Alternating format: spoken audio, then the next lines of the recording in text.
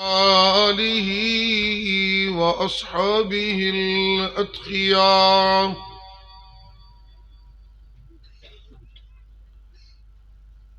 أما بعد، فقد قال الله تبارك وتعالى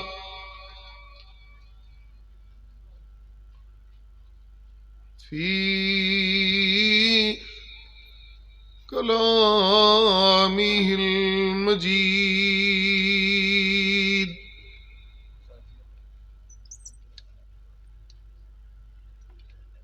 أعوذ بالله من الشيطان الرجيم.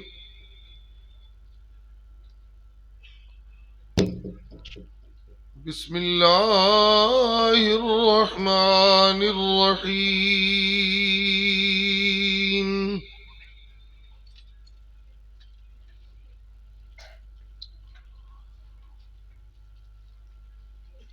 أفمن يعلم أنما أنزل إليك من ربك الحق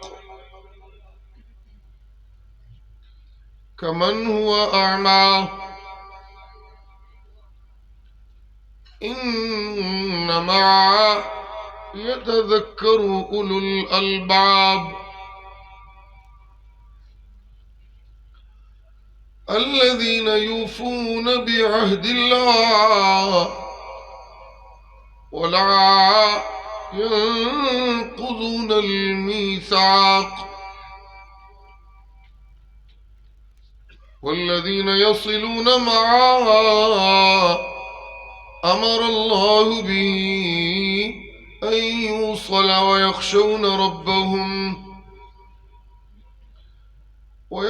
ربهم ويخافون سوء الحساب.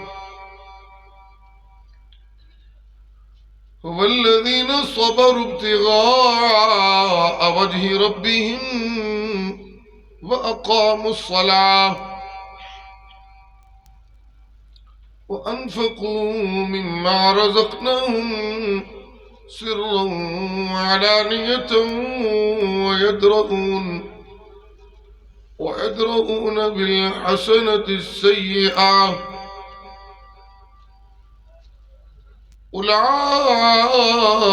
أولئك لهم عقبى الدار جنات عدن يدخلونها ومن صلح من آبائهم وأزواجهم وذرياتهم والملائكة يدخلون عليهم من كل باب سلام عليكم بما صبرتم فنعم عقبى الدار.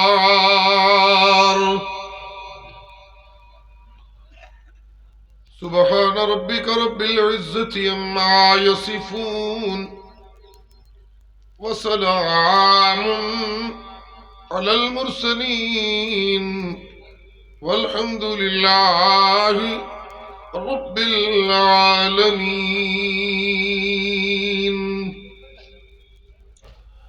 اللهم صل على محمد وعلى آل محمد كما صليت على إبراهيم وعلى آل إبراهيم إنك حميد مجيد.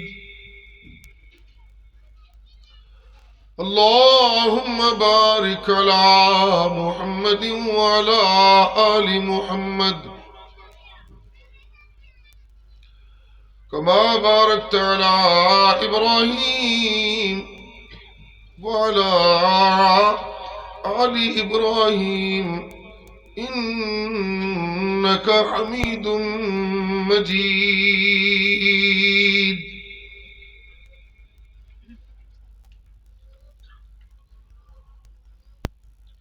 एक सच्चे दाई की जिंदगी